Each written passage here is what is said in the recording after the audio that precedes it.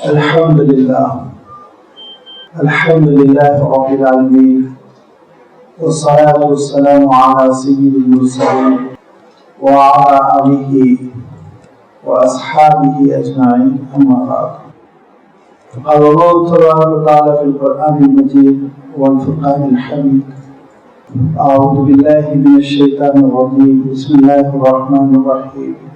وَلِكُلِّ أُمَّةٍ جَعَلْنَا مَنْسَكًا لِيَذْكُرُوا اسْمَ اللَّهِ عَلَى مَا رَزَقَهُم مِّن بَهِيمَةِ الْأَنْعَامِ وَإِلَٰهُكُمْ إِلَٰهٌ وَاحِدٌ لَا إِلَٰهَ إِلَّا هُوَ وَبَشِّرِ الْمُحْسِنِينَ. صدق اللہ العظیم. بزرگوں اور دوستوں، عید الاضحیٰ کے اس موقع پر جبکہ اسی ہفتے یوم النحر ہوگا 10 ذی الحجہ کو، اور اس دن مسلمان قربانی پیش کرتے ہیں، تو یہ قربانی کا قرآنی فلسفہ کیا ہے، قرآن مجید میں اس کا کیا کانسیپٹ ہے، کیا تصور ہے، اس پہ چند چیزیں آپ کی خدمت میں پیش کی جائیں گی.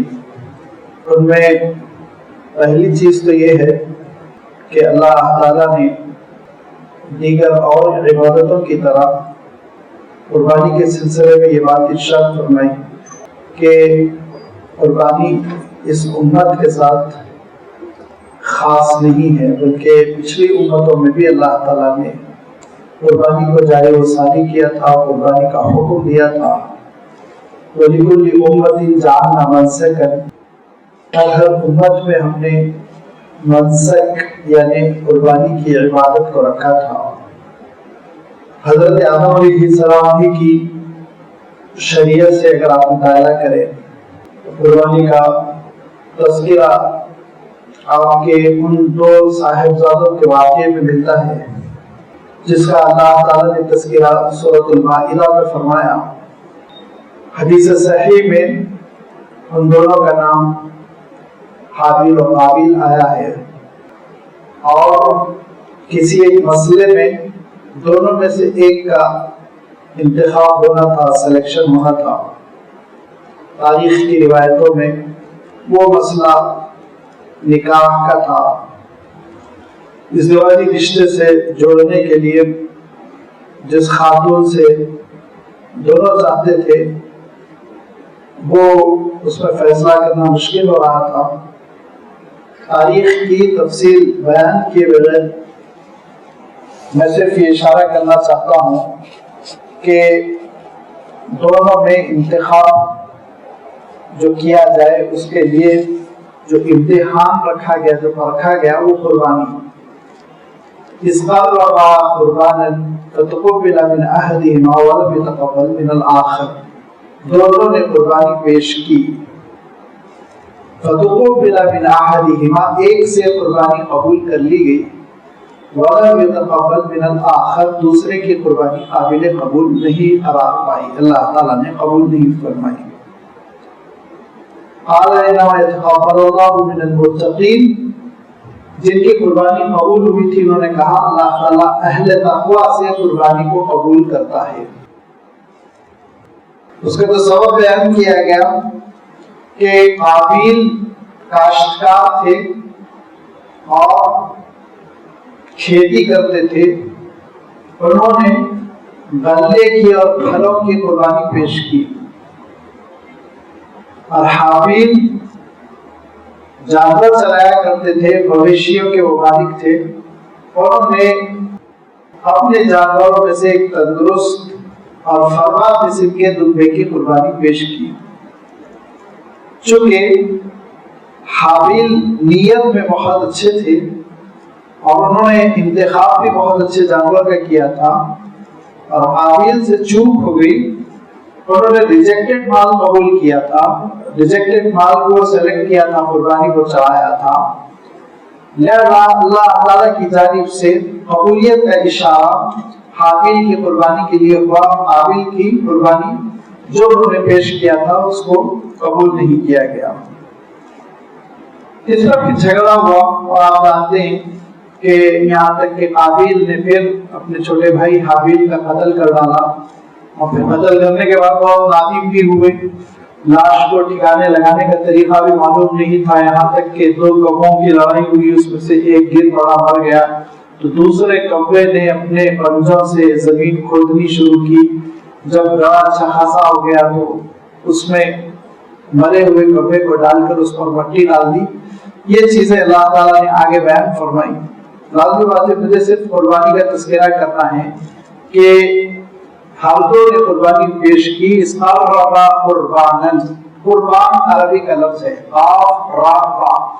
अरबा के माने होते हैं करीब होना, अरुबा, और उसी से तक़र्रबा के माने होते हैं अल्लाह ताला की कुर्बत चाहना। तक़र्रुब इल्लल्लाह का लफ्ज आपने सुना होगा, और इसी से आगे चल के कुर्बान का लफ्ज बना है, जिसके माने ये कुर्बत के लिए बहाना तलाश करना, कुर्बत के लिए कोई तदबीर करना, कुर्बत हासिल करने के लिए कुछ पेश करना, जरिया बनाना, ये मफहूम कुर्बान का होता है।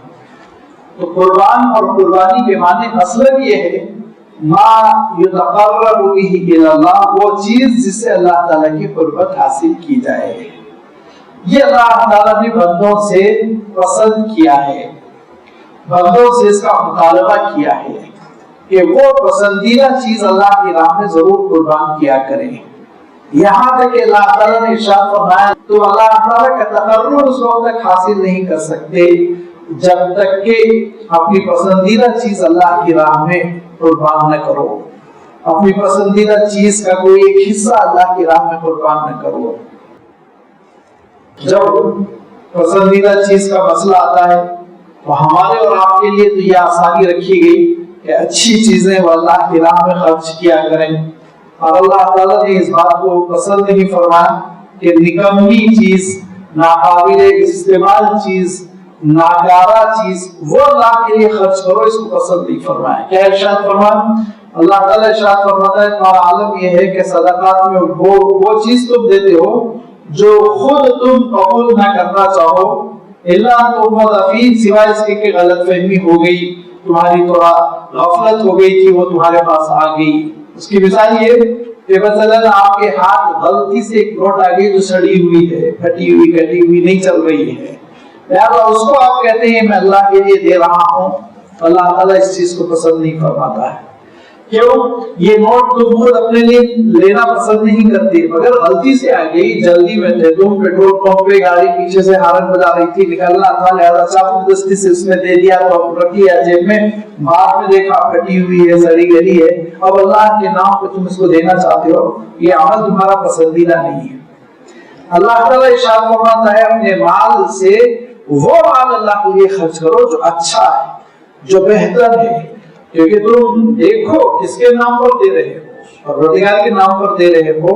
इसको हदीस कुदसी में हुज़ूर अकरम सल्लल्लाहु अलैहि वसल्लम ने एक मिसाल के जरिए से बयान फरमाया कि ये केस ऐसा है गोया मैदान हशर में तुम खड़े हुए हो और अल्लाह ताला तुमसे ये कहे कि मैं तुम्हारे पास भूखा आया था तो तुमने सड़ा गला खाना दिया था मुझे, तो क्या जवाब दोगे? बंदा कहेगा अल्लाह आपको कैसे खाने के मोहताज, आपको कहाँ खाने की जरूरत? तो अल्लाह ताला इरशाद फरमाएगा, नहीं मुझे तो नहीं थी, लेकिन याद रखो ये गरीब मेरा नाम लेकर आया था तो तुमने उसको सड़ा हुआ खाना दिया था। अल्लाह ताला इरशाद फरमाएगा कि मैं एक बार तुम्हारे पास आया था, मुझे लिबास की जरूरत थी तो फटा पुराना दिया था। अल्लाह आपको लिबास की जरूरत, आप तो गनी है, समर्थ है, तो अल्लाह ताला इरशाद फरमाएगा नहीं मुझे जरूरत नहीं थी, मेरा नाम लेकर मांगता हुआ एक बंदा आया था तो तुमने उसको ये दिया था कि नहीं दिया था। तो सोचिए आप कि उस वक्त एक बंदा क्या जवाब दे सकेगा अल्लाह ताला को, उस वक्त उसको कितनी शर्मिंदगी होगी। लिहाजा कुरान पाक में बार बार ताकीद की गई कि अच्छी चीज अल्लाह ताला के लिए तुम निकाला करो, बेहतरीन चीज निकालो, बतीबे खातिर निकालो, खुशी के साथ, खुशदिली के साथ अल्लाह ताला के लिए खर्च करो। लिहाजा यही वो कुर्बानी का मसला था कि उसमें काबिल से चूक हो गई और उनकी कुर्बानी काबिल कबूल नहीं हुई।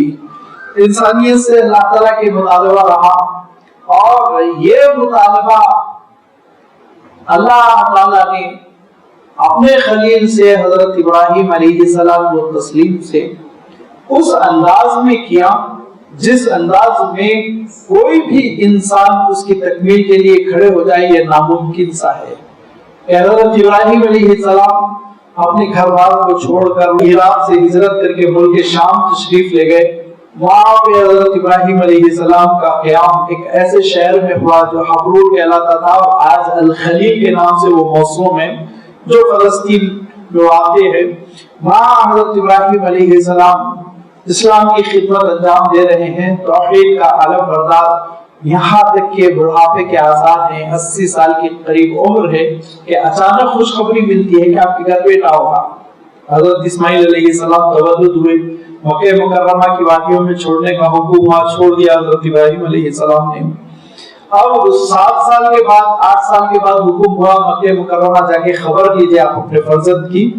تو حضرت ابراہیم علیہ السلام پھر سفر کرتے ہوئے مہینوں کا مکہ مکرمہ جب دوبارہ پہنچے تو دیکھا نہ صرف ان کا کنبہ زندہ ہے بلکہ ان کا بچہ فلما بلغ معه سعیا 7 سال چلنے کے قابل ہو گیا. اب اللہ تعالیٰ کا حکم آ رہا ہے کہ آپ اس کو اللہ تعالیٰ کے لیے ذبح کیجئے، یہ قربانی دیجئے. تو لازمی بات ہے یہ اتنی بڑی قربانی تھی، اتنی بڑی قربانی تھی. یوں ہی آخری عمر میں ضعیف العمری میں اولاد ہو تو وہ شہیدی ہوتی ہے، پھر اٹھروتا بیٹا ہے، پھر چلنے پھرنے کے قابل ہو چکا ہے، چھوٹا نہیں ہے، 1 سال 6 مہینے کا، اس کی آئیڈینٹی ہو چکی ہے، اس کا چہرہ، اس کا ہر چیز قد و قامت سامنے آ چکی ہے. اب حکم ہے اس کے گردن پہ چھری چلا دیجئے. تو حضرت ابراہیم علیہ السلام کو جب یہ حکم ہوا تو حضرت ابراہیم علیہ السلام نے اس حکم کی تعمیل کی، اور آج آیتیں پڑھی گئی کہ حضرت ابراہیم علیہ السلام کا عالم یہ تھا اس قال ربہ اسلم قال اسلمت لرب العالمین. یہ وہ قربانی تھی جو بہت عظیم الشان تھی، جس کو اللہ تعالیٰ نے دوبے سے بدلا. وہ فدیناہ بذبح عظیم، ایک عظیم الشان قربانی سے اللہ تعالیٰ نے اس کو بدل دیا. ایک دبا آیا، جنت سے ذبح ہو گیا. پھر حضرت ابراہیم علیہ السلام کی سنت قرار پائی کہ حضرت ابراہیم علیہ السلام ہر خوشی کے موقع پر قربانی پیش کیا کرتے تھے. چنانچہ آپ اولڈ ٹیسٹمنٹ میں دیکھیں گے کہ بار بار واقعات ہے کہ حضرت اسحاق نے کیسے قربانی دی، حضرت یعقوب نے کیسے قربانی دی. 20 قصے ہیں جس میں قربانی کا پیش کرنا اور جانور اللہ کے نام پہ بطور شکرانہ ذبح کرنا یہ روایتوں میں آتا ہے. لیکن اس میں سب سے تکلیف دہ واقعہ جو اولڈ ٹیسٹمنٹ میں ہے، جس کو سلیم الطبع انسان کبھی بھی برداشت نہیں کرنا چاہے گا، اور ہم جو انبیاء علیہ السلام تسلیم کا بہت احترام کرتے ہیں اور ان پر ایمان رکھتے ہیں، وہ ہمارے لیے تو سننا سنانا بھی بہت مشکل ہے کہ ایک ایسا واقعہ منسوب ہے قربانی کا اور گوشت کے استعمال کرنے کا جو بہت ہی ناقابل قبول، بہت طبیعت پہ ناگوار گزرتا ہے. کہ حضرت یعقوب علیہ السلام جانشین جو بنے حضرت اسحاق علیہ السلام کے، کہ وہ حضرت اسحاق علیہ السلام ضعیف العمر ہو چکے ہیں، اس کی وجہ سے بینائی جا چکی ہے.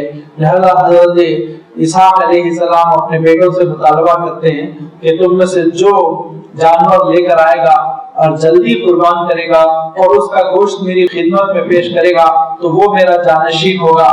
لہذا بڑے فرزند جو اصلاً جانشین ہونا چاہیے تھا وہ بیچارے دوڑ کے جنگل چلے گئے تاکہ جانور لے کر آئے شکار کر کر. اور حضرت یعقوب علیہ السلام جو چھوٹے تھے اور ان کی جو والدہ ماجدہ کھڑی ہوئی تھی، انہوں نے کہا کہ جنگل جائے گا، جانور لائے گا، بہت دیر ہو جائے گی، تیرا بڑا بھائی سبقت کر جائے گا، وہ جانشین بن جائے گا. لہذا تو ایسا کر، جنگل جانے کے بجائے اور جانور لانے کے بجائے جو گوشت رکھا ہے پرانا وہی گوشت لے جا ان کی خدمت میں پیش کر اور کہہ دے قربانی دے دیا میں. ان کو نظر تو آتا نہیں. تو حضرت یعقوب علیہ السلام جو گوشت اویلیبل تھا وہ لے کر پہنچے. تو پھر اس کے بعد آپ ذرا ان کا ذوق دیکھیے، ان کے لٹریچر میں بےہودہ باتیں دیکھیے کہ حضرت یعقوب علیہ السلام کا ہاتھ بہت صاف تھا، اور جو بڑے تھے عیسو جن کا نام تھا جو اصل جانشین ہونا چاہیے تھا، ان کے ہاتھ پہ روئیں زیادہ تھی. تو ماں مشورہ دے رہی ہے کہ جب تیرا ہاتھ پہ لو لیں گے تو سمجھ جائیں گے تو عیسو نہیں ہے، یعقوب ہے. لہذا کہیں ایسا نہ ہو تجھے جانشین ہی نہ دے، تو ایسا کر تھوڑے دمبے کے بال جو ہے وہ کون سے چپکا لے جسم پہ. لہذا انہوں نے بال چپکا لیے. اس کے بعد اندھیرے میں شام میں اور ایسے ضعیف والی جن کی بینائی جا چکی ہے ان کی خدمت میں کہا کہ گوشت پکا کر لایا ہوں قربانی کا، آپ کھا لیں.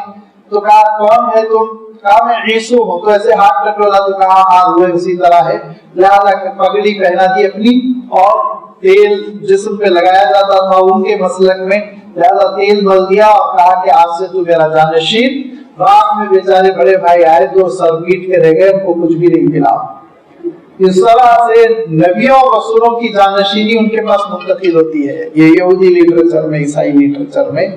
تو مجھے یہ مضحکہ خیز باتوں کو سنا کر کوئی آپ کو انٹرٹین نہیں کرنا ہے، میں صرف یہ بتانا چاہتا ہوں کہ قربانی کا کانسیپٹ کتنا تھا بنی اسرائیل کی شریعت میں، اور یہی وہ قربانی کا تصور تھا حضرت موسیٰ علیہ السلام کے زمانے میں، کہ جب ایک جھگڑا ہو گیا تھا اور فیصلہ نہیں ہو رہا تھا تو اللہ تعالیٰ نے حضرت موسیٰ علیہ السلام پر وحی بھیجی، ان اللہ یأمرکم ان تذبحوا بقرۃ، اللہ تعالیٰ حکم دیتا ہے کہ تم ایک جانور ذبح کرو۔ وہ جانور کا ترجمہ کروں تو کہیں ایسا نہ ہو میں گرفتار ہو جاؤں، لیکن حکم تو بہرحال قرآن پاک میں یہی ہے کہ اللہ حکم دیتا ہے گائے ذبح کرو، گائے، ان تذبحوا بقرۃ، ایک گائے ذبح کرنی ہوگی۔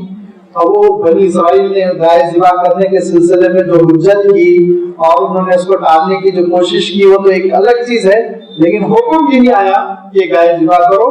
اور پھر فذبحوها وما كانوا يفعلون، انہوں نے بڑی مشکل سے ذبح بھی کیا، تب جا کے وہ مسئلہ حل ہوا جس میں لڑائی چل رہی تھی، قاتل کون ہے جس کو تلاش کرنا تھا اس کا پتہ چلا۔ معلوم یہ ہوا حضرت موسیٰ علیہ السلام کی شریعت میں بھی جانور قربان کرنا اور بطور قربانی اللہ کے تقرب کے لیے جانور کو پیش کرنا حضرت موسیٰ علیہ السلام کی شریعت میں بھی وہ حکم تھا۔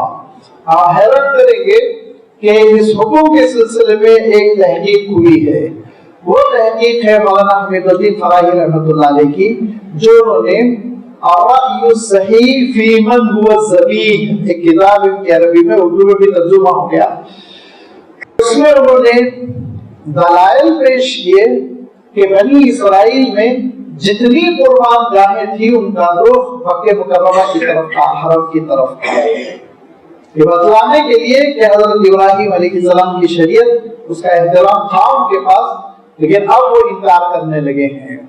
لہذا مینا میں جو حضرت اسماعیل علیہ السلام کی قربانی ہوئی تھی اسی کو اصل اللہ تعالیٰ نے قربان گاہ قرار دیا تھا، اور بنی اسرائیل کو بھی حکم دیا تھا کہ جب کبھی ہم بھی کرتے ہیں الحمدللہ قبلہ رخ ہم کرتے ہیں، تو جب کبھی قربان کرو تو قربانی قبلہ رخ کیا کرو، اصل قبلہ ان کا وہی تھا لیکن بعد میں انہوں نے اس کو تبدیل کیا، ایک دوسری تحقیق ہے۔ میں عرض کر رہا تھا کہ بنی اسرائیل کی شریعت میں بھی قربانی کا تصور تھا، یہاں تک کہ حضور اکرم صلی اللہ علیہ وسلم کی بعثت سے پہلے عظیم الشان واقعہ پیش آیا، اور حضور اکرم صلی اللہ علیہ وسلم کے والد ماجد حضرت عبداللہ کی قربانی کا ہے کہ حضرت عبداللہ کے سلسلے میں عبد المطلب نے قسم کھانی تھی کہ مجھے اگر 10 بیٹے ہوں گے اور 10 جوان ہو جائیں گے تو پھر میں ان میں سے ایک کو سب سے چھوٹا جو ہوگا اللہ کے لیے ذبح کر دوں گا۔ اس زمانے میں 10 بیٹے ایک بہت بڑی نعمت سمجھی جاتی تھی، 10 بیٹے، 10 کا فگر اگر ہو گیا تو بہت بڑی نعمت، وہ بہت غرور کرتا تھا میرے 10 بیٹے ہیں، یعنی میری اللہ کے پاس بھی ایک پوزیشن ہے، یہ سمجھا جاتا تھا۔ لہٰذا انہوں نے بھی منت کر لی، اور لازمی بات ہے ایام جاہلیت ہے، ابھی حضور اکرم صلی اللہ علیہ وسلم کی شریعت تو آئی ہی نہیں، لہٰذا بیٹے کی قربانی کا انہوں نے یہ عہد کر لیا، اور عہد کر لینے کے بعد دیکھتے دیکھتے 10 بیٹے ہو گئے۔ یہ الگ بات ہے کہ ان کے بھائیوں میں 4 کو شہرت ہوئی، کس کے بھائیوں میں؟ حضرت عبداللہ کے، یا یوں کہہ سکتے حضور اکرم صلی اللہ علیہ وسلم کے چچا تایا وغیرہ میں، یعنی عبد المطلب کے 10 بیٹوں میں 4 کو شہرت ہوئی، 6 ذرا گمنامی میں چلے گئے، تاریخ میں ان کے نام پائے جاتے ہیں۔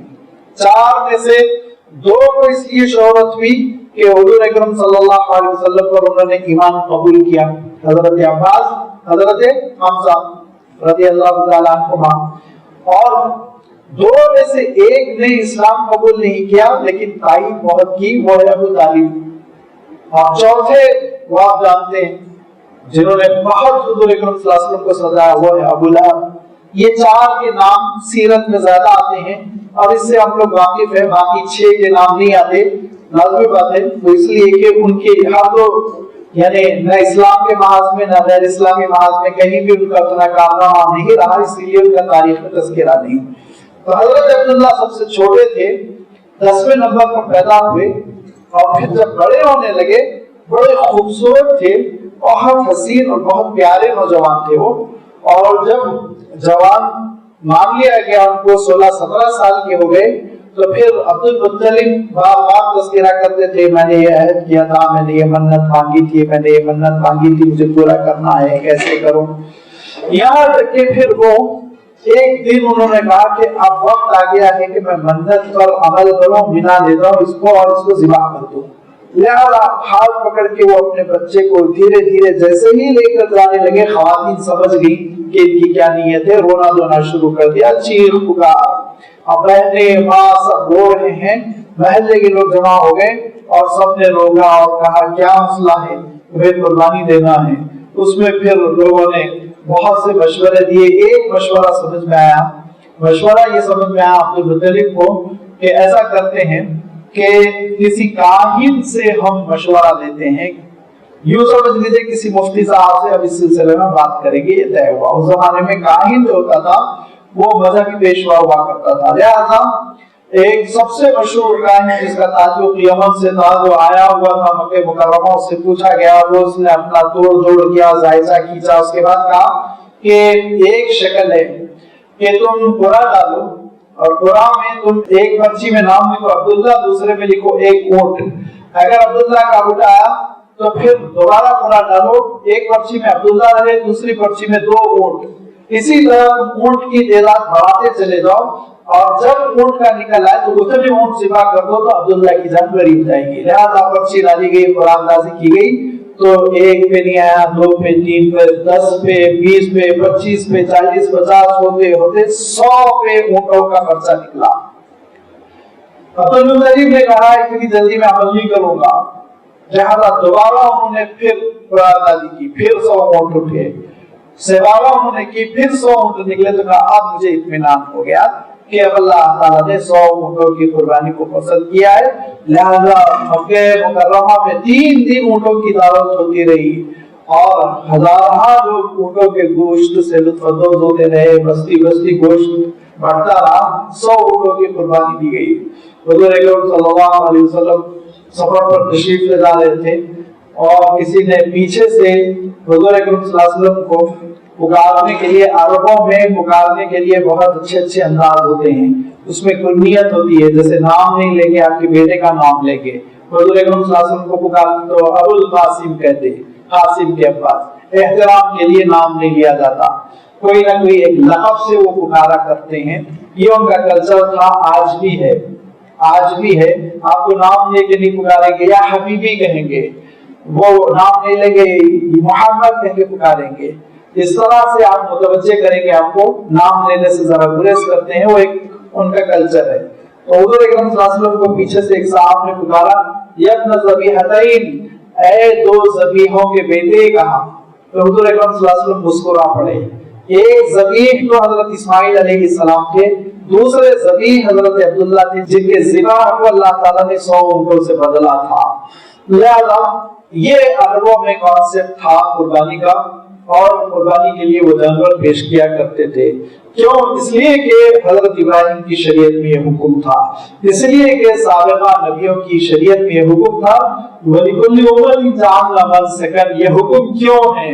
اللہ تعالیٰ خود ارشاد فرماتا ہے کہ دیکھو تم کو ہم نے جان عطا کی، تمہاری زندگی ہے، سرمایہ حیات ہے، وقت کا خزانہ ہے جو ہم نے دیا، لہذا وقت میں سے کچھ وقت اللہ کے نام میں خرچ کرو، اور وہ وقت آپ خرچ کرتے ہیں نماز کی شکل میں، نماز پڑھتے ہیں، آپ اپنا وقت اللہ تعالیٰ کے لیے خاص کر چکے ہیں، اس کے دربار میں عرض معروض کر رہے ہیں، کوئی اور آپ کے اور اللہ کے درمیان نہیں رہ گیا، یہ ٹائم خالصتاً اللہ کے نام پر آپ نے اٹھا کر لگا دیا۔ اللہ تعالیٰ ارشاد فرماتا ہم نے تم کو دولت دی، وہ بما رزقناہم ينفقون، تو دولت میں سے کچھ خرچ کرو۔ جو اللہ کے مقرر بندے ہوتے ہیں السابقون الاولون، وہ تو اتنا خرچ کرتے ہیں زکات کی نوبت ہی نہیں آتی، لیکن جو ذرا 50% में पास होने वाले होते हैं, वो माल जमा कर करके रखते हैं। तो कहा अच्छा ठीक है, तो फिर साल में इतना माल जमा हो जाए तो 2.5% खर्च करो, 40 बकरियां हो जाए तो 1 बकरी दे दो, वगैरह वगैरह, जिसको हम ज़कात कहते हैं। ज़कात का निसाब फर्ज कर दिया गया है। अल्लाह ताला ने हमको सेहत दी है और उस सेहत की कदरदानी और शुक्रगुजारी करते हुए रमजान में रोजे रखने का हुक्म उसने हमको इनायत फरमाया। इसी तरह अल्लाह ताला ने हमको एक नेमत इनायत फरमाई है, और वो नेमत क्या है कि अल्लाह ताला ने बाज जानदारों में हमारे लिए रिस्क रखा है। दानों में रखा है, ठीक है, चावल गेहूं इस्तेमाल करते हैं, फलों में रखा है, ठीक है, हम इस्तेमाल करते हैं, लेकिन बाज जानदारों में भी अल्लाह ताला ने हमारे लिए रिस्क रखा है। लिहाजा हम ऊंट का गोश्त इस्तेमाल कर सकते हैं, हम गाय और उस जिन्स के जानवर का गोश्त इस्तेमाल कर सकते हैं, हम भेड़ बकरी और उस जिन्स के जानवर का गोश्त इस्तेमाल कर सकते हैं, हम कुछ परिंदों का गोश्त इस्तेमाल कर सकते हैं, वगैरह वगैरह। ये गोश्त हमारे लिए जायज कर दिए गए हैं। लाजमी बात है, तो अल्लाह ताला ने ये नेमत इनायत फरमाई, तो इस नेमत की कबील की कुर्बानी भी हम पर फर्ज कर देनी चाहिए थी। लेकिन चूंकि ये इंसानों के लिए मुश्किल है, इसीलिए अल्लाह ताला ने सिर्फ खाते पीते लोगों से मुतालबा किया कि वो साल में एक बार जानदार को अल्लाह की राह में कुर्बान करें, अल्लाह ताला के लिए खर्च करें। और चूंकि अल्लाह ताला ने पिछली शरीयतों में जो सख्तियां फरमाई थी, वो सारी सख्तियां इस शरीयत में मनसूख और कैंसल कर दी गई, नरमी ही नरमी इख्तियार कर ली गई। मैं मिसालें नहीं दे सकता हूँ कि पिछली शरीयत में तहारत में क्या सख्ती थी, इबादत में क्या सख्ती थी। कुर्बानी में ये सख्ती थी कि आप गोश्त नहीं खा सकते, गोश्त या खैरात करेंगे आप जला के फेंक देंगे, खा नहीं सकते कुर्बानी का गोश्त। लेकिन इस उम्मत में अल्लाह ताला ने नरमी की और ये कहा कि लियज़कुरुस्मल्लाह अला मा रज़क़हुम मिन बहीमतिल अनआम, कि एक बहीमतिल अनआम की तरकीब इतनी खूबसूरत है, इतनी खूबसूरत है। बहीमा, आपने उर्दू में एक लफ्ज़ सुना होगा, इबाम मुबहम बात करते हैं, वो किसको कहते हैं? इबाम और मुबहम, वो जो क्लियर ना हो। असलन बहीमा ये अरबी से आया है रूट वर्ड, मुबहम के माने होते हैं अरबी में जो अपनी जबान से वजाहत ना कर सके। तो इसका तर्जुमा कीजिए कि परवरदिगार ने चंद बेजुबान बेचारे जानवरों को तुम्हारे लिए हलाल किया, वो बेजुबान जानवर अपनी गर्दन तुम्हारे लिए पेश कर देते हैं, तुम उनको ज़िबा करके उनका गोश्त खाते हो, तो फिर ये इसका शुक्राना है कि तुम अल्लाह के दरबार में कुर्बानी पेश किया करो, ज़बीहा पेश किया करो। लियज़कुरु इस्मल्लाह अला मा रज़क़हुम मिन बहीमतिल अनआम, अल्लाह ताला ने जो मवेशियों को, बेजुबान मवेशियों को तुम्हारे लिए हलाल किया, उस पर अल्लाह का शुक्र अदा करते हुए कुर्बानी किया करो। इसलिए अल्लाह ताला ने कुर्बानी को मशरूअ किया। अब जब अल्लाह ताला ने इस अमल को पसंद फरमाया, तो अल्लाह के रसूल सल्लल्लाहु अलैहि वसल्लम को यह हुक्म हुआ कि आपको बड़े मकामात इनायत कर रहा है अल्लाह ताला। इन्ना आतैनाकल कौसर, खैर कसीर अल्लाह ताला आपको दे रहा है, जिसका इहाता मुश्किल है, इतना खैर कसीर दे रहा है। उसमें नहर कौसर है, उसमें कुरान पाक है, उसमें मुकम्मल दीन है, उसमें फतेह मक्का है, ये सारा खैर कसीर आपको दिया गया। उसी में मकाम महमूद है, उसी में शफाअत कुबरा है। सारे अल्लाह के रसूल सल्लल्लाहु अलैहि वसल्लम के दर्जात का इहाता कर लीजिए, सबको अल्लाह ताला ने एक उन्वान में सिमट दिया। अल-कौसर, कसीर का लफ्ज काफ साफ रा, उससे जब कौसर बनता है तो बहुत खैर को कहते हैं, कसरत के साथ खैर, मौक़े खैर, सरचश्मे खैर, ये आपको ए नबी दिया गया है। लिहाजा इसके शुक्राने में आपको दो काम करने होंगे, फसल्ली लिरब्बिक, एक तो परवरदिगार के लिए नमाज पढ़नी होगी, वनहर, दूसरे कुर्बानी देनी होगी। लिहाजा अल्लाह के रसूल सल्लल्लाहु अलैहि वसल्लम हर साल कुर्बानी दिया करते थे, हर साल कुर्बानी 2 रुपयों की दिया करते थे। एक पहले जानवर पर आप सल्लल्लाहु अलैहि वसल्लम ये इरशाद फरमाते, अल्लाह तक़ब्बल मिन्नी कमा तक़ब्बलता मिन खलीलिका इब्राहिम, अल्लाह इस जानवर को मुझसे वैसे ही कबूल फरमा लीजिए जैसे हजरत इब्राहिम खलीलुल्लाह से आपने कुर्बानी को कबूल किया। बिस्मिल्लाह अल्लाह अकबर ज़िबाह कर देते।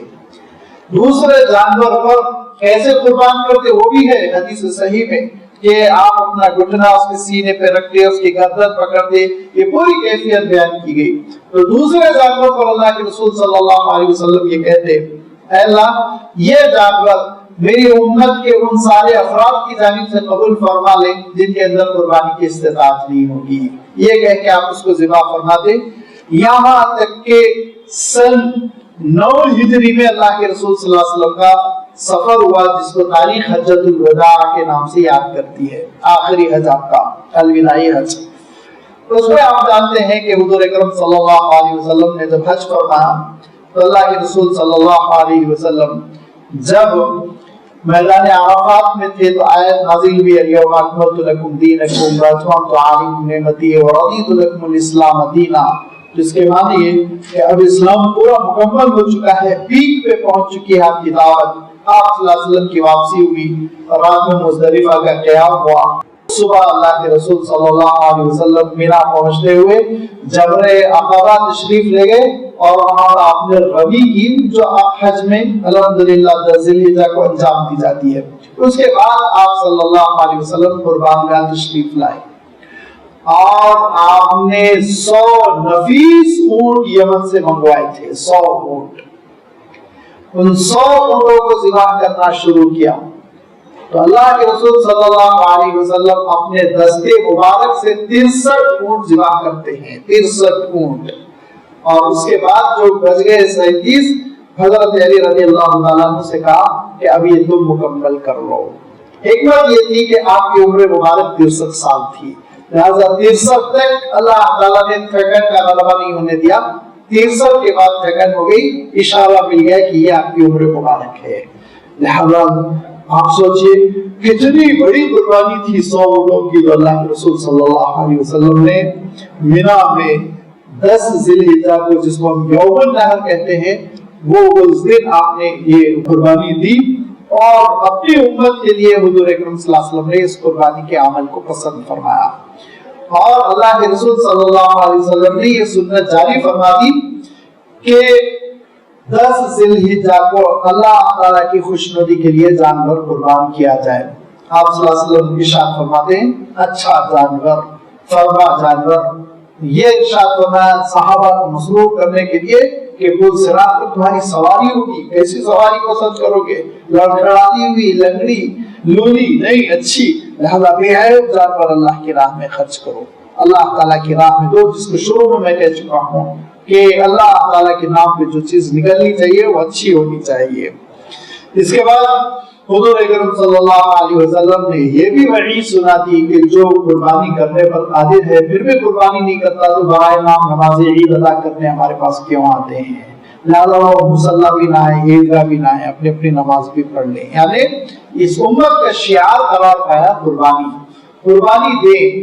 اب وہ قربانی دینے کے لیے اللہ تعالیٰ نے سورۃ الحج میں باتیں ارشاد فرمائی، وہ 3 باتیں ہیں، دیکھیے اس میں اللہ تعالیٰ نے ایک ارشاد فرمایا وَبَشِّرِ الْمُخْبِتِينَ، اخبات کا تذکرہ، وَبَشِّرِ الْمُحْسِنِينَ، محسن کا تذکرہ ہے، احسان کا، اخبات، احسان، اور تیسری آیت میں ارشاد فرمایا لَن يَنَالَ اللَّهَ لُحُومُهَا وَلَا دِمَاؤُهَا وَلَٰكِن يَنَالُهُ التَّقْوَىٰ مِنكُمْ، اللہ تعالیٰ کو نہ جانور کے گوشت کی ضرورت ہے نہ خون کی ضرورت ہے، تمہارے تقوی کی ضرورت ہے۔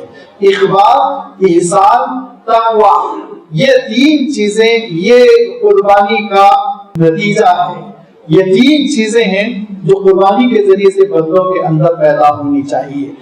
یہ اللہ تعالیٰ کا رحم و کرم ہے، اس کی شفقت ہے بندوں پر کہ اس نے یہ حکم دیا وَإِذَا وَجَبَتْ جُنُوبُهَا فَكُلُوا مِنْهَا وَأَطْعِمُوا الْقَانِعَ وَالْمُعْتَرَّ، جب ٹھنڈی ہو جائے وہ تو تم اس کا گوشت کھا لو، اس کا گوشت تم غریب کو دے دو، اس کا گوشت تم رشتہ داروں میں تقسیم کر لو، تم کو اجازت ہے، برباد کرنے کی ضرورت نہیں، ہر چیز کی تم کو اجازت دے دی گئی۔ شروع میں تو تربیت کے لیے حضور اکرم صلی اللہ علیہ وسلم ارشاد فرماتے تھے 3 دن سے زیادہ قربانی کا گوشت نہ رکھو، لیکن بعد میں کہا ٹھیک ہے کوئی مسئلہ نہیں ہے، تم 3 دن سے بھی زائد رکھ سکتے ہو، کوئی حرج نہیں ہے، لیکن جب امت کو ہر طرح سے قربانی کے گوشت سے اور قربانی کے جانور سے نفع اٹھانے کی اجازت دے دی تو پھر مطلوب کیا ہے؟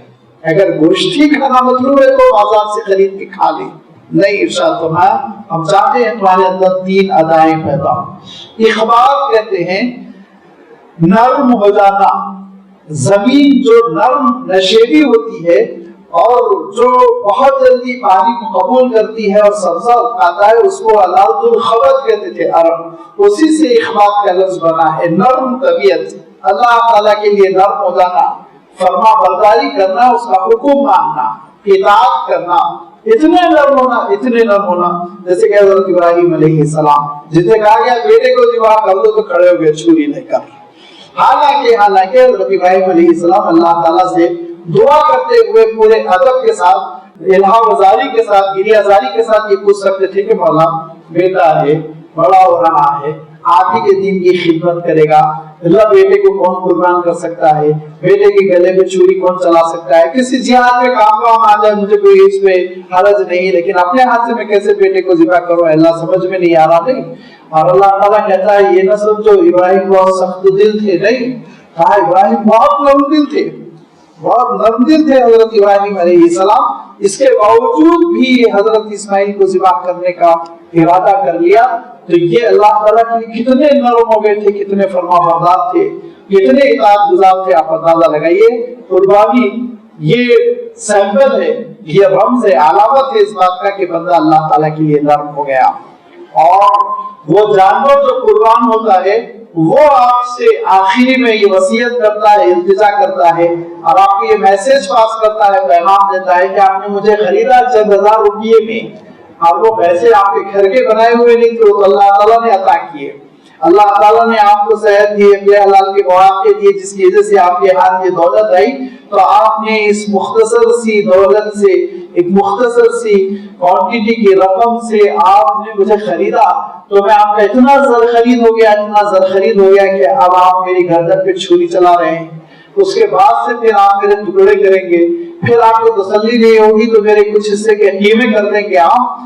تو ذرا آپ سوچئے کہ میں آپ کو اپنا مالک تصور کر کے آپ کے ہاتھوں اپنے جسم کے ٹکڑے کروا رہا ہوں، آپ اپنے مالک کے لیے کیا کر رہے ہیں؟ جس مالک نے آپ کو زندگی دی، جس مالک نے آپ کو دولت دی، جس مالک نے آپ کو صحت دی، جس مالک نے آپ کو خوشیاں دی، جس مالک نے آپ کے آنگن میں پھول کھلائے، ہنستے کھیلتے بچے عطا کیے، جس مالک نے آپ کو راحت نگاہ جینے کے لیے سامان زندگی عنایت فرمایا، اس مالک کے لیے آپ کیا کر رہے ہیں؟ ایک بار ذرا آپ بھی سوچئے۔ اسی لیے کیا کہا حضور اکرم صلی اللہ علیہ وسلم نے، ذرا پڑھو ایک بار، ان صلاتی و نسکی و محیایا و مماتی للہ رب العالمین، کہ تم بھی اس موقع پہ عزم کرو، عہد کرو، تجدید کرو، اللہ پوری زندگی میری آپ کے لیے ہے۔ قربانی اصل یہ اطاعت ہو جائے، فرما برداری ہو جائے۔ آج ہم جانوروں کو پالتے ہیں اور اس کے بعد ہم اللہ تعالیٰ کی گھاس ان کو کھلاتے ہیں، اور اللہ تعالیٰ کی عطا کی ہوئی گھاس ان کو اپنے ہاتھ سے کیا کھلا دیتے ہیں؟ اتنے بڑے محسن بن جاتے ہیں کہ ان کی پیٹھ پہ چڑھ کے بیٹھ جاتے ہیں، ان کی پیٹھ پہ چڑھ کر بیٹھ گئے، اس کے بعد ان کو دوڑایا، اتنا دوڑایا کہ وہ ہانپ رہے ہیں، اور ہانپتے کانپتے دوڑاتے ان کو لشکر میں گھسا دیا۔ لشکر میں ہمارا گھوڑا گھسا تو بجائے فوجی مجھ پہ حملہ کرنے کے میرے گھوڑوں پر حملہ کر رہا ہے، اس کی ٹانگیں کاٹ رہا ہے، اس کو گرا رہا ہے، اس کو مار رہا ہے، تو اپنے مالک کی خوشنودی کے لیے وہ ہانپتا کانپتا گھوڑا اپنی جان کی قربانی دے رہا ہے۔ وَالْعَادِيَاتِ ضَبْحًا فَالْمُورِيَاتِ قَدْحًا فَالْمُغِيرَاتِ صُبْحًا فَأَثَرْنَ بِهِ نَقْعًا فَوَسَطْنَ بِهِ جَمْعًا۔ ذرا دیکھو ان گھوڑیوں کی جانب جن پر تم سواریاں کرتے ہو، دوڑاتے ہو، وہ ہانپتے کانپتے لشکروں میں گھس جاتی ہیں اور اس کے بعد زخمی ہو کے کبھی مر جاتی ہیں۔ یاد رکھو وہ مالک کی اتنی فرما بردار، وَإِنَّ الْإِنسَانَ لِرَبِّهِ لَكَنُودٌ، لیکن حضرت انسان تو اپنے رب کے بڑے نافرمان ہیں، وہ کہاں سننے والے؟ ان کے لیے نماز گراں ہیں، ان کے لیے زکوٰۃ گراں ہے، ان کے اللہ تعالیٰ کا احکام ماننا ان کے لیے بہت سخت ہے۔ یہ انسان کی ناشکری اور جانوروں کی شکر گزاری، ذرا دونوں میں تم موازنہ کرو۔ یہ جانوروں کی قربانی دراصل نفس کی قربانی ہونی چاہیے۔ ہم یہ تجدید کریں کہ اللہ دراصل مجھے ہونا تو یہ چاہیے تھا میں اپنی گردن آپ کے دربار میں پیش کرتا، لیکن اللہ چونکہ زندگی آپ نے حلال کی اور آپ نے زندگی سے لطف اٹھانے کی اجازت دی ہے، اسی لیے اللہ میں یہ جانور کی زندگی آپ کے دربار میں پیش کر رہا ہوں، اس کا قبول فرمائے اس عہد کے ساتھ، اس وعدے کے ساتھ کہ آپ کا ہر حکم مانوں گا۔ کتنے قربان کرنے والے ہیں، اشراق کے وقت جانور قربان کر دیتے ہیں، اس کے تھوڑے ٹکڑے کر دیتے ہیں اور ظہر کی نماز چھوڑ دیتے ہیں۔ سوچیے آپ ایسی قربانیاں قبول ہوگی؟ یہ سوال میرا نہیں ہے، یہ سوال قرآن مجید کا ہے، کیونکہ جب حابیل سے قابیل نے کہا کہ تیری قربانی قبول ہوگی میری کیوں نہیں ہوئی، تو انہوں نے کیا کہا؟ میں نے شروع میں پڑھ دیا ہے، انما یتقبل اللہ من المتقین، اہل تقوی سے اللہ تعالیٰ قبول کرتا ہے۔ اللہ تعالیٰ کس سے قبول کرتا ہے؟ تقوی والوں سے قبول کرتا ہے۔ کیوں؟ اس کو گوشت کی ضرورت ہے، اس کو خون کی ضرورت ہے، اس کو چرم کی ضرورت ہے۔ نعوذ باللہ، لن ینال اللہ لحومها ولا دماؤها ولکن ینالہ التقوی منکم، آپ کی تقوی کی ضرورت ہے۔ تقوی، حرام چیزوں سے بچنا یہ ہے تقوی، اللہ کی نافرمانی سے بچنا یہ ہے تقوی، معصیتوں سے بچنا یہ تقوی ہے۔ لہذا یہ تقوی ہے تو قربانی قابل قبول، اگر یہ تقوی نہیں ہے تو پھر گوشت کھانے کے لیے انتظامات سے زیادہ اور کچھ بھی نہیں ہے۔ لہذا قربانی کرتے ہوئے عہد کریں کہ آئندہ حرام چیزوں سے اجتناب کیا جائے گا، آئندہ اللہ تعالیٰ کی نافرمانی کا ارتکاب ہرگز نہیں ہوگا، آئندہ ہمارے اندر تقوی ہوگا تاکہ اللہ یہ ہماری قربانی کو قبول فرمائے۔ تیسری چیز اللہ تعالیٰ ارشاد فرماتا ہے محسنین احسان، اخبار کا تذکرہ کیا، تقوی کا تذکرہ کیا، احسان کا تذکرہ کیا، اور احسان کے معنی ہیں کہ کام پرفیکٹلی کرنا، عمدگی کے ساتھ کرنا، بحسن و خوبی انجام دینا۔ نماز میں بھی احسان ہے، صدقات میں بھی احسان ہے، تو قربانی میں بھی احسان ہے۔ اور وہ احسان کا تذکرہ کرتے ہوئے حضور اکرم صلی اللہ علیہ وسلم نے بہت ساری باتیں ارشاد فرمائی۔ انہی احسان میں ہے کہ اچھا جانور منتخب کیا جائے، کوئی اسراف نہ ہو، کوئی ریاکاری نہ ہو، بلکہ ایسا جانور ہو جو بے عیب ہو۔ آپ صلی اللہ علیہ وسلم نے تفصیل فرما دی کہ دیکھو لنگڑا نہ ہو، اندھا نہ ہو، وہ کسی لڑائی وڑائی میں ایکسیڈنٹ میں ضائع نہ ہو گئی ہو، ایک کان پورا کٹا نہ ہو، سینگ نہ اکھڑی ہوئی ہو۔ تفصیل اللہ کے رسول صلی اللہ علیہ وسلم نے فرما دی، جس کے معنی یہ ہے کہ جسم کا کوئی آرگن پوری طرح ڈیمیج نہ ہو۔ اب علماء نے آپ لوگوں کے لیے، عوام الناس کی سہولت کے لیے کہا کہ 25% سے زیادہ اگر ڈیمیج ہو تو اس کو قابل قبول نہیں سمجھا جائے گا، اس کو نہیں قبول کیا جائے گا۔ چھوڑا بہت ہو تو پھر ہلکے سے لگاتے ہوئے چل رہا ہے، ٹھیک ہے، لیکن ٹانگ ٹوٹی ہوئی ہے، ناقابل قبول وغیرہ وغیرہ، یہ فقہی تفصیل بیان کر دی۔ لیکن پہلی چیز یہ کہ بے عیب چیز اللہ کی خدمت میں پیش کرنا تاکہ یہ ڈیوٹی بحسن و خوبی ہو۔ نمبر 2، اخلاص، کامل اخلاص ہو، اس میں ریاکاری بالکل نہ ہو۔ اللہ تعالیٰ ریاکاری کو اتنا ناپسند فرماتا ہے، اتنا ناپسند فرماتا ہے کہ ریاکاری کے ذریعے سے جانور قربان کرنے کے بعد قربانی کا تو مسئلہ بہت چھوٹا ہے، ریاکاری کے ساتھ جس نے اپنی گردن کٹا دی اس کے سلسلے میں حضور اکرم صلی اللہ علیہ وسلم ارشاد فرماتے ہیں کہ قیامت کے دن اللہ تعالیٰ اس کو پیشانی کے بل جہنم میں پھینکوا دے گا۔ پیشانی کے بل وہ پوچھے گا تم نے کیوں جان قربان کی، جہاد میں حصہ کیوں لیا تھا؟ وہ کہے گا اللہ آپ کی دین کی مدد کے لیے۔ اللہ تعالیٰ ارشاد فرمائے گا جھوٹ بول رہے ہو، تم چاہتے تھے تم سورما کہلاؤ، پہلوان کہلاؤ، لہذا تم سورما کہلوائے، پہلوان کہلوائے، شہرت ہوئی، پھول بنایا گیا تم کو، اور وہاں پہ تماشے ہوئے، دنیا میں تم نے اجر لے لیا، اب آپ جہنم تشریف لے جائیے۔ یہ بہت مشہور حدیث ہے، آپ نے بار بار سنا ہوگا۔ تو آپ سوچئے جان نچھاور کرنے والے کی جان قبول نہیں ہوگی ریاکاری کی بنیاد پر، تو جانور کی قربانی کہاں سے قبول ہو جائے گی؟ لہذا ہرگز اس میں ریاکاری کا شائبہ نہ ہو، پورے اخلاص کے ساتھ جانور قربان کیا جائے۔ اور اس میں بہت زیادہ جو ہماری سوسائٹی میں ایک چیز چل پڑی ہے اس پہ آپ پردہ ڈالیے، آپ کتنے کا خریدے، میں کتنے کا خریدا، کتنا گوشت نکلا، اتنا گوشت نکلا، کیا ضرورت ہے؟ اگر کوئی پوچھے تو کہیے کہ میری استطاعت جتنی تھی اس میں میں نے خرید لیا، اور اللہ نے اس کے اندر جتنا گوشت رکھا تھا وہ نکل آیا، خطہ ختم۔ آپ کو نہ تولنے کے لیے تھا، نہ رقم بتانے کے لیے خرچ کرنا تھا، اللہ کی خوشنودی کے لیے۔ بالکل یہ دکھاوے کا کلچر ہے جو چل پڑا ہے، خیریت کی طرح سب پوچھتے ہیں، اور عید کے دن ہر دو فریق کو دیکھیے یہی سوال، کتنے میں خریدے، کتنا نکلا، کوئی لینا دینا نہیں۔ اللہ کی خوشنودی کے لیے ہم نے جو کچھ کیا، زیادہ رقم دی کم گوشت نکلا، کوئی عرض نہیں، رقم مناسب دی تھی گوشت زیادہ نکلا، کوئی عرض نہیں، اللہ تعالیٰ کی مرضی۔ ثواب ملا کہ نہیں ملا، یہ احسان کے لیے دوسری چیز یہ ہے کہ اخلاص۔ اللہ تعالیٰ اخلاص کے معاملے میں اتنا حساس ہے کہ قیامت کے دن اللہ تعالیٰ یہ ساری چیزوں کو ریجیکٹ کرتا ہے. اور حدیث قدسی میں ہے کہ اللہ تعالیٰ ارشاد فرماتا ہے انا اغنی الشرکاء عن شرکہم، میں مشرکین کے شرک سے بہت بے نیاز ہوں. مشرکین کا شرک کیا ہے؟ آگے چل کے حضور اکرم صلی اللہ علیہ وسلم ارشاد فرماتے ہیں اللہ تعالیٰ کا ارشاد یوں ہے کہ انا اغنی الشرکاء عن شرکہم من عامل عملا واشرک معی غیری فترکتہ وشرکہ، جس نے کوئی ایسا عمل کیا جو خالص میرے لیے کرنا چاہیے تھا لیکن لوگوں کے دکھاوے کو اس میں شامل کر لیا، تو اس کو اور اس کے شرک کو میں چھوڑ دیتا ہوں، اس کو اور اس کے شرک کو میں مسترد کر دیتا ہوں، میرے پاس ناقابل قبول ہے. تو یہ آپ اندازہ کیجئے کہ اخلاص کے معاملے میں اللہ تعالیٰ کو کتنا ناپسند ہے کہ کسی اور کو شریک کیا جائے. اور آپ جانتے ہیں کہ نماز پر بربادی کی وعید سنائی فویل للمصلین الذین هم فی صلاتهم ساہون الذین هم یراؤون، دکھاوے کی نماز پڑھنے والوں کے لیے بربادی ہے، بربادی فرمایا. تو آپ سوچئے کہ اس میں دکھاوا اگر آ جائے تو کتنا نقصان پہنچائے گا. تیسری شرط یہ ہے شریعت کے مطابق ہو، اللہ کے حکم کے مطابق ہو.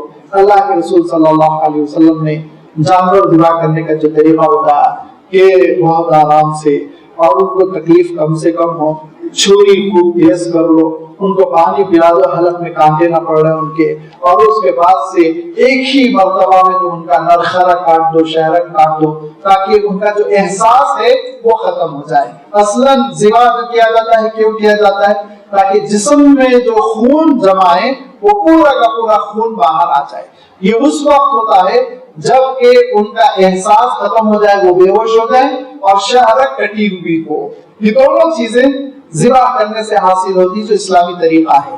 آپ آدھی شہرک کاٹ کے چھوڑ دیتے ہیں، اس سے بے ہوشی جانور پر طاری ہو جاتی ہے، اس کو درد نہیں ہو رہا، وہ اس کو آپ نے بے ہوشی کا گویا ایک انجیکشن دے دیا جیسے سرجری کے موقع پہ دیتے ہیں. اب شہرک کٹی ہوئی ہے اور نروس سسٹم آپ نے نہیں کاٹا، کیونکہ نروس سسٹم کو اگر آپ کاٹ دیں گے تو پھر دماغ آرڈر نہیں دے گا پورے جسم کو کہ خون باہر کی طرف بہاؤ، وہی کا وہی خون جمع ہو جائے گا. الٹا اگر ماریں گے، الٹا اگر کاٹیں گے تو پھر خون پورے کا پورا جسم میں منجمد ہو جائے گا، باہر نہیں نکلے گا.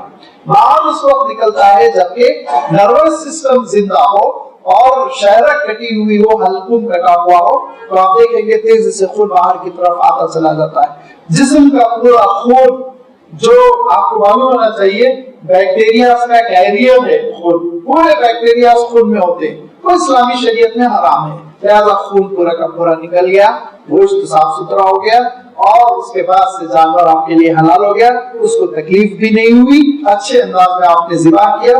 فرمایا اللہ کے رسول صلی اللہ علیہ وسلم نے فَإِذَا ذَبِحْتُمْ فَأَحْسِنُوا الذِّبْحَ، جب ذبح کرنے لگو تو ذبح کرنے میں احسان کے ساتھ ذبح کرو، عمدگی کے ساتھ ذبح کرو. وہ یہ شریعت اسلامی کا طریقہ ہے جس کا میں نے تذکرہ کر دیا. تو ایسے احسان کے ساتھ، عمدگی کے ساتھ کام انجام دینے والوں کو بھی اللہ تعالیٰ نے خوشخبری دی. اور کس بات کی خوشخبری ہے؟ ارشاد فرمایا کہ وہ جنت کی نعمتوں سے مالا مال ہوں گے. لہذا یہ وہ قربانی کا افرادی تصور ہے جس پہ عمل کرنے کے لیے مسلمان قربانی دینے کی کوشش کرتا ہے. اس پوری تشریح کے بعد آپ کو سمجھ میں آ گیا ہوگا کہ قربانی اللہ تعالیٰ نے کیوں پسند فرمائی. اب لوگوں کا یہ اعتراض کرنا کہ ایک جاندار کی جان لینا وہ دراصل ان کی نادانی ہے، ناواقف ہے. جو اعتراض کرتے ہیں وہ کہتے ہیں ہم گوشت نہیں کھاتے، ہم کسی جاندار کی جان نہیں لیتے. تو میرا سوال ان سے آپ دودھ کیوں پیتے اور کسی معصوم بچے کی غذا کیوں اس کے منہ سے چھینتے؟ دودھ کیا ہے؟ کسی بچڑے کی غذا ہی تو ہے. آپ اس بچڑے کو اس کی غذا سے محروم کر کے اس کی ماں سے دودھ پورا لے کے نچوڑ کے آپ اپنا پی رہے ہیں، مزے لے رہے ہیں، تو آپ کون سا انصاف کر رہے ہیں؟ تو آپ کیا کہیں گے؟ اللہ تعالیٰ نے اس کو بنایا ہی اس لیے کہ وہ بچڑا بھی دودھ پیے، ہم بھی اس کا دودھ استعمال کریں. ہم بھی یہی کہتے ہیں اللہ تعالیٰ نے ان کو بنایا ہی اس لیے کہ ایک عمر میں پہنچنے کے بعد ان کا گوشت ہم استعمال کریں، ورنہ وہ سڑیں گے، مر جائیں گے، کنڈیوں میں وہ پڑے ہوئے رہیں گے، بلکہ لے جا کے ان کو جلائیں گے. کوئی حل نہیں رہے گا ان جانوروں کا. لہذا اللہ تعالیٰ نے مصرف رکھا ہے، جس مصرف میں جس کو پیدا کیا اس میں اس کا استعمال کر لینا ظلم نہیں ہوتا. یاد رکھیے.